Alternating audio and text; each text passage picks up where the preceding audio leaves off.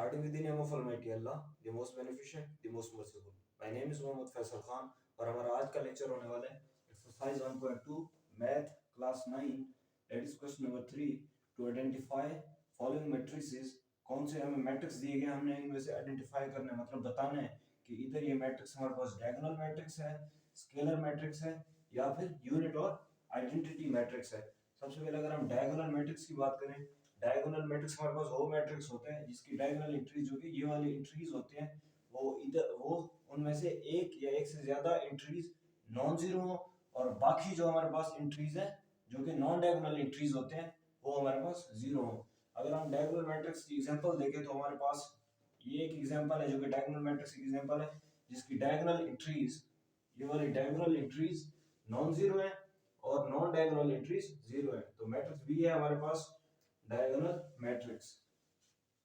तो matrix B है हमारे पास डायगोनल मैट्रिक्स। तो अगर हम सेकंड एग्जांपल देखें डायगोनल मैट्रिक्स की तो सेकंड एग्जांपल है मैट्रिक्स डी, क्योंकि इसकी डायगोनल एंट्रीज में से एक एंट्री नॉन जीरो है, डायगोनल एंट्रीज में से एक एंट्री नॉन जीरो है और बाकी दो नॉन डायगोनल एंट्रीज जीरो है। तो ये भी हमारे पास मैट्रिक्स डी भी है हमारे पास डायगोनल मैट्रिक्स। इसके बाद हमारे पास स्केलर मैट्रिक्स। स्केलर मैट्रिक्स वो मैट्रिक्स है हमारे पास जिसकी डायगोनल एंट्रीज जो कि ऐसे ये वाली एंट्रीज होती हैं वो सेम हो और नॉन जीरो हो। अगर हम एग्जांपल देखें तो ये है हमारे पास स्केलर मैट्रिक्स जिसकी ये वाली डायगोनल एंट्रीज सेम है जो कि 4 4 है और नॉन जीरो है और बाकी नॉन डायगोनल एंट्रीज जीरो है। तो हमारे पास मैट्रिक्स ए क्या होगा, स्केलर मैट्रिक्स। अगर हम गौर से देखें तो हमारे पास मैट्रिक्स ई भी स्केलर मैट्रिक्स है, क्योंकि तो हमारे पास आंसर क्या आएगा, 5 - 3 करेंगे तो 2 आ जाएगा हमारे पास आंसर और 1 + 1 करेंगे तो 2 आ जाएगा, मतलब सेम हो जाएंगे। मतलब इस मैट्रिक्स की डायगोनल एंट्रीज सेम है और नॉन जीरो है और नॉन डायगोनल एंट्रीज जीरो है। तो मैट्रिक्स ई भी है हमारे पास स्केलर मैट्रिक्स। तो अगर हम यूनिट और आइडेंटिटी मैट्रिक्स की बात करें तो ये हमारे पास वो मैट्रिक्स होता है जिसकी डायगोनल एंट्रीज 1 हो और नॉन डायगोनल एंट्रीज 0 हो। तो अगर हम मैट्रिक्स सी को देखें जिसकी ये डायगोनल एंट्रीज है और वो 1 है और नॉन डायगोनल एंट्रीज जो कि और नॉन डायगोनल एंट्रीज क्या है, 0 और 0। तो मैट्रिक्स सी है हमारे पास आइडेंटिटी और यूनिट मैट्रिक्स।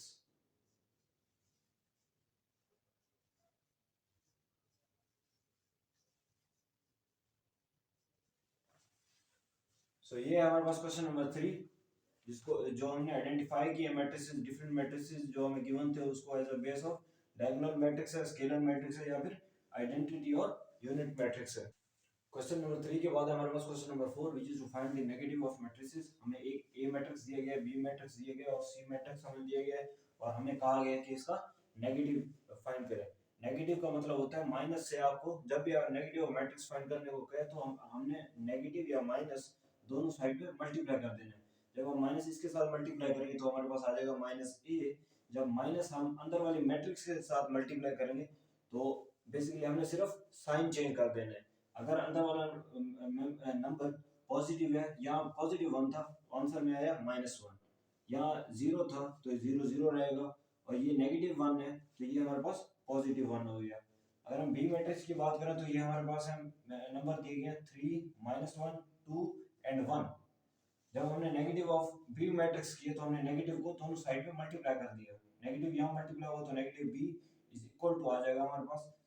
अब जो भी इंक्रीज के पॉजिटिव साइन है तो वो नेगेटिव मैट्रिक्स में नेगेटिव हो जाएंगे और जो भी इंक्रीज या नंबर के नेगेटिव साइन है वो नेगेटिव मैट्रिक्स में पॉजिटिव हो जाएंगे। यहाँ अगर हम देखें तो 3 2 और 1 पॉजिटिव थे, अगर हम नेगेटिव ऑफ बी मैट्रिक्स में देखें 3 2 एंड 1 नेगेटिव हो गए और 1 यहाँ नेगेटिव था, यहाँ पर नेगेटिव ऑफ बी मैट्रिक्स में पॉजिटिव हो जाएगा।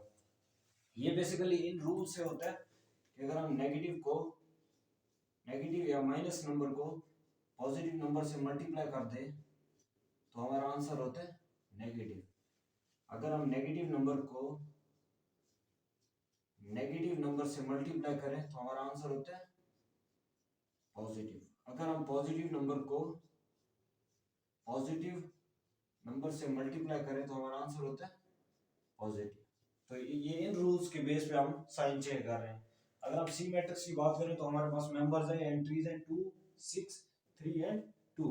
हमने नेगेटिव और मैट्रिक्स सी किया तो हमने नेगेटिव को या माइनस को दोनों साइड पे मल्टीप्लाई कर दिया। जब हम सी के साथ नेगेटिव मल्टीप्लाई करेंगे तो हमारे पास आ जाएगा minus c is equal to, जब हम माइनस इस मैट्रिक्स के साथ मल्टीप्लाई करें तो हमारे पास आंसर क्या आ जाएगा। तो बेसिकली सारे साइन चेंज हो जाएंगे क्योंकि सारे पॉजिटिव थे। हमने पॉजिटिव को नेगेटिव के साथ मल्टीप्लाई किया तो हमारे पास सारे नंबर या सारे एंट्रीज हमारे पास नेगेटिव हो गए। तो ओके, तो ये सारे एंट्रीज पॉजिटिव थे हमारे पास। जब हमने नेगेटिव और मैट्रिक्स सी किया तो हमने बेसिकली नेगेटिव को अंदर वाले तमाम नंबर से मल्टीप्लाई कर दिया तो हमारे पास सारे नंबर नेगेटिव हो गए। अगला क्वेश्चन है हमारे पास question number 5 which is to find the transpose of following matrices. हमें A B C and D matrix दिया गया और हमसे पूछा गया कि इसका ट्रांसपोज फाइंड करें। ट्रांसपोज आपको पहले पता होना चाहिए कि ट्रांसपोज ऑफ मैट्रिक्स होता है क्या। ट्रांसपोज ऑफ मैट्रिक्स होता है बेसिकली, ट्रांसपोज ऑफ मैट्रिक्स बनता है किसी भी मैट्रिक्स से जब हम उसके रोज को कॉलम्स में चेंज कर लें, मतलब हॉरिजॉन्टल लाइंस को वर्टिकल लाइंस में चेंज कर लें या वर्टिकल लाइंस या कॉलम्स को रोज में चेंज कर लें, तब हमारे पास ट्रांसपोज ऑफ मैट्रिक्स बनता है। तो हमारे पास ए मैट्रिक्स गिवन है दैट इज 0 1 और -2। सबसे पहले हम उसका सिंबल लिखेंगे that is A transpose is equal to, वो मैट्रिक्स लिखेंगे उसके ऊपर ट्रांसपोज का सिंबल या निशान लिख लेंगे। उसके बाद हम ट्रांसपोज लेंगे। So A transpose is equal to, ये हमारे पास था एक कॉलम वर्टिकल लाइन थी, इसको जब हमने ट्रांसपोज लिया इसको हमने रो में कन्वर्ट कर लिया। ये वर्टिकल लाइन कॉलम था, इसको हमने रो में कन्वर्ट कर लिया। इसका मतलब हमने ये मैट्रिक्स ए का ट्रांसपोज ले लिया। ये हमारे पास मैट्रिक्स बी जो कि है 5 1 और -6। सबसे पहले हम सिंबल लिखेंगे B transpose is equal to matrix लिखे ऊपर ट्रांसपोज का सिंबल। नेक्स्ट स्टेप, दूसरे स्टेप में हम क्या करेंगे, उस मैट्रिक्स का ट्रांसपोज ले लेंगे। यहाँ हमारे पास वन रो गिवन है या हॉरिजॉन्टल लाइन गिवन है। इसको हमने बी ट्रांसपोज किया तो हमने इस रो को या हॉरिजॉन्टल लाइन को वर्टिकल लाइन या कॉलम में चेंज कर लिया। इसका मतलब हमने इसका मैट्रिक्स बी का ट्रांसपोज लिया। अगर हम सी मैट्रिक्स की बात करें तो ये भी सेम है। हमारे पास एंट्रीज है 1 2 2 -1 3 और 0। सबसे पहले हम सिंबल लिखेंगे C transpose is equal to matrix और फिर ट्रांसपोज का सिंबल। उसके नेक्स्ट स्टेप में, दूसरे स्टेप में हम करेंगे ट्रांसपोज लेंगे। So C transpose is equal to, ये हमारे पास कॉलम था, फर्स्ट कॉलम 1 2 एंड 3। यहाँ पर जब हमने ट्रांसपोज लिया फर्स्ट रो बन गया 1 2 एंड 3। यहाँ सेकंड कॉलम हमारे पास क्या था 2 -1 और 0।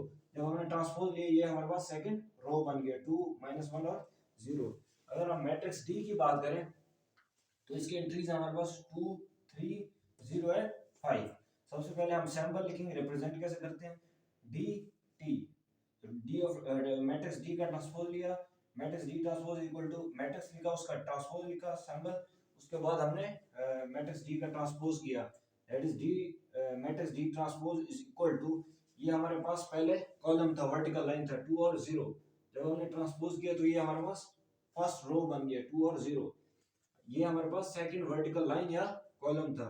जब हमने डी का ट्रांसपोज किया तो ये हमारे पास सेकंड रो बन गया।